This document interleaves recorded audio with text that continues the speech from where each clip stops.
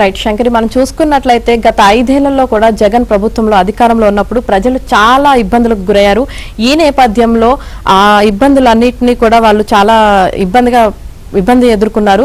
ఈ నేపథ్యంలో కూటమి ప్రభుత్వం ఏర్పడిన తర్వాత ఆ సమస్యలన్నిటికీ పరిష్కారం చూపించాలి అంటూ వాటిని సరిదిద్దాలి అని చెప్పేసి విన్నపాలు కూడా సమర్పిస్తున్నారు కూటమి ప్రభుత్వానికి. సో ఈ నేపథ్యంలోనే కూటమి ప్రభుత్వంలోని చంద్రబాబు కూడా ఒక నిర్ణయానికి వచ్చారన్నమాట. ప్రజల సమస్యలన్నింటినీ పరిష్కరించడం కోసం ఆర్టీజీఎస్ పరిధిలోకి కూడా తీసుకొస్తుంది. అంటే ఈ యాప్ లో ఏంటి అంటే ప్రతి సమస్యను కూడా అందులో పొందుపరుస్తారు. సో ఈ నేపథ్యంలో ఆ సమస్య ఎక్కడి వరకు వచ్చింది, దాని పరిష్కారం ఎంతవరకు అయింది, ఒకవేళ పరిష్కారం అయితే ఆ బాధితుడు దాన్ని ఎలా ఫీల్ అవుతున్నారు ఏంటి, ఇవన్నీ కూడా చంద్రబాబు, మంత్రులు, అలాగే దానికి సంబంధించిన శాఖ అధికారులు కూడా ఆ సమస్య ఎక్కడి వరకు కొలిక్కి వచ్చింది అనేది కూడా నేరుగా చూసే అవకాశం ఉంది. దానికి సంబంధించి చూస్తే జగన్ జమానాలో జరిగిన అన్యాయాలను సరిదిద్దాలని ప్రజలు గత 6 నెలలుగా ప్రభుత్వానికి విన్నపాలు ఇస్తూనే ఉన్నారు. ఈ నేపథ్యంలో వాటి పరిష్కారమే ప్రధాన లక్ష్యంగా ప్రభుత్వం ముందడుగు వేస్తోంది. ఇప్పటికే గ్రామ సభలు నిర్వహించిన సర్కార్ ప్రజా ఫిర్యాదులను ఆర్టీజీఎస్ పరిధిలోకి తీసుకొస్తుంది. ప్రజల భూముల సమస్యల పరిష్కారం కోసం ఈ నెల 6వ తేదీ నుంచి రెవెన్యూ సదస్సులు నిర్వహిస్తోంది. వేల సంఖ్యలో ప్రజా విన్నపాలు ఈ సదస్సులో వస్తున్నాయి. ఈ నేపథ్యంలో సర్కార్ నేటి నుంచి 2 రోజుల పాటు కలెక్టర్ల సదస్సు నిర్వహించేందుకు సర్వం సిద్ధం చేసింది. గత 5-6 నెలలుగా కూటమి ప్రభుత్వానికి వచ్చిన ప్రజా ఫిర్యాదుల పరిష్కారమే ప్రధాన ఎజెండాగా సర్కార్ కీలక చర్యలు చేపట్టబోతోంది. ఆ అంశాలను జిల్లా కలెక్టర్లతో ముఖ్యమంత్రి చంద్రబాబు చర్చించనున్నారు. ప్రజల నుంచి వచ్చిన ప్రతి విన్నపానికి జవాబుదారీ కల్పించేందుకు ప్రత్యేకంగా పిఆర్జీఎస్ ఏర్పాటు చేశారు. ఇప్పుడు దీన్ని రియల్ టైం గవర్నెన్స్ సిస్టమ్ తో అనుసంధానించబోతున్నారు. ఆర్టీజీఎస్ లో ఉండే డేటాను ముఖ్యమంత్రి, మంత్రులు, ప్రభుత్వ ప్రధాన కార్యదర్శులు, విభాగాధిపతులు ఎప్పుడైనా పరిశీలన చేయడానికి అవకాశం ఉంటుంది. ప్రజా ఫిర్యాదుల పరిష్కారం ఆర్టీజీఎస్ లోకి వస్తే ఏ సమస్య ఎలా పరిష్కరించారు, ఇప్పుడు ఆ సమస్య పరిష్కారం ఏ స్థాయిలో ఉంది, ఏ అధికారి వద్ద పెండింగ్ లో ఉంది, ఒకవేళ పరిష్కారం అయితే సంబంధిత వ్యక్తి స్పందన ఎలా ఉందో నేరుగా ముఖ్యమంత్రి తెలుసుకునే అవకాశం ఉంటుంది.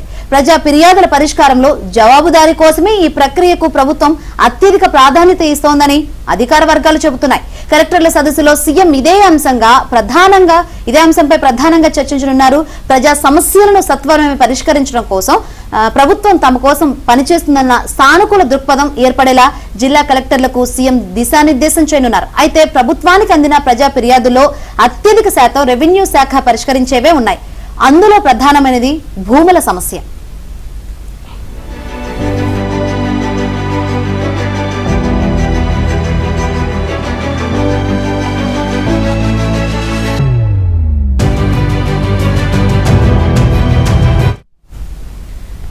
కూటమి ప్రభుత్వం వచ్చాక జరిగిన మదనపల్లి ఫైల్ సంఘటనతో అధికార యంత్రాంగం అప్రమత్తమైంది. అసైన్ భూములు ఫ్రీ హోల్డ్ రిజిస్ట్రేషన్ ప్రక్రియను ప్రభుత్వం నిలుపుదల చేసింది. తొలుత 3 నెలలు అన్నారు, ఆ తర్వాత మరో నెల పొడిగించారు. చివరకు నవంబర్లో మరో నెల పొడిగించారు.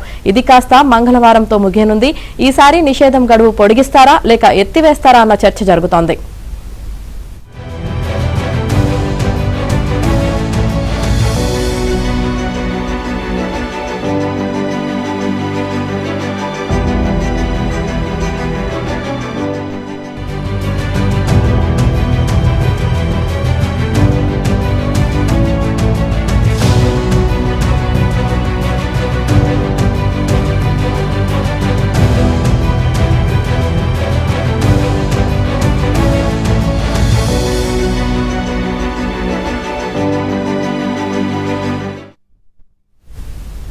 రీసర్వే జరిగిన పల్లెల్లో నిర్వహించిన గ్రామ సభల్లో 2.71 లక్షల ఫిర్యాదులు వచ్చాయి. సర్వే నంబర్, సరిహద్దు, భూమి విస్తీర్ణం, ఇతర తప్పులపై వేలాది ఫిర్యాదులు వెల్లువెత్తాయి. వీటిని పరిష్కరించాలంటే ఆయా గ్రామాల్లో మళ్లీ భూముల సర్వే చేయాలని అధికార వర్గాలు చెబుతున్నాయి. అది అంత సులువుగా ముగిసేది కాదని వారే చెబుతున్నారు.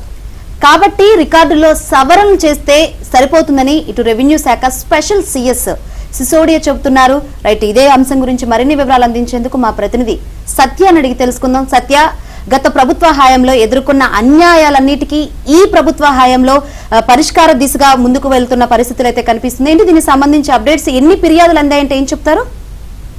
కూటమి సర్కారు అధికారానికి వచ్చినటి నుంచి ఏదో ఒక అవాంతరం వస్తూనే ఉంది. గత ప్రభుత్వం చేసిన పాపాలన్నీ కూడా కూటమి ప్రభుత్వాన్ని ఇంకా పెడుతూనే ఉన్నాయి. దానిలో భాగంగా ఈ సమస్యలన్నింటినీ పరిష్కరించేందుకు ఇప్పటికే ఒక కలెక్టర్ కాన్ఫరెన్స్ నిర్వహించినటువంటి కూటమి సర్కార్ ఆ కలెక్టర్ కాన్ఫరెన్స్ లో తీసుకున్నటువంటి నిర్ణయాలను సమీక్షించుకోవడంతో పాటు ఇంకా ఏ సమస్యలు అయితే ప్రధానంగా పీడిస్తున్నాయో రాష్ట్రాన్ని వాటిపైన పరిష్కారం సూచించేందుకు నేటి నుంచి 2 రోజుల పాటు కలెక్టరల్ కాన్ఫరెన్స్ నిర్వహించున్నారు.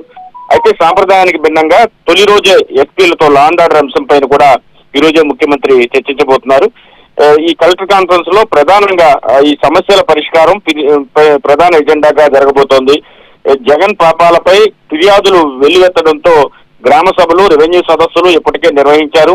ఏదైతే రీసర్వే జరిగిన గ్రామాల్లో గ్రామ సదస్సులు నిర్వహించారో అక్కడ భారీ ఎత్తున ఫిర్యాదులు లక్షల్లో రావడంతో వాటన్నిటి పరిష్కారం ఎలా చేయాలి, అవసరమైతే మరొకసారి రీసర్వే చేయాలా, ఆయా గ్రామాల్లో అది సాధ్యమయ్యే పనేనా, ఈ అంశాలపైన కూడా పూర్తి స్థాయిలో ఈ రోజు కలెక్టర్ కాన్ఫరెన్స్ లో చర్చించే అవకాశం ఉంది. అటు ఫ్రీ హోల్డ్ అదేవిధంగా అసైన్డ్ భూములపైన రిజిస్ట్రేషన్ల పైన నిషేధం విధించారు. ఇప్పటికే పలుమార్లు దాన్ని పెంచుకుంటూ వచ్చారు గడువుని.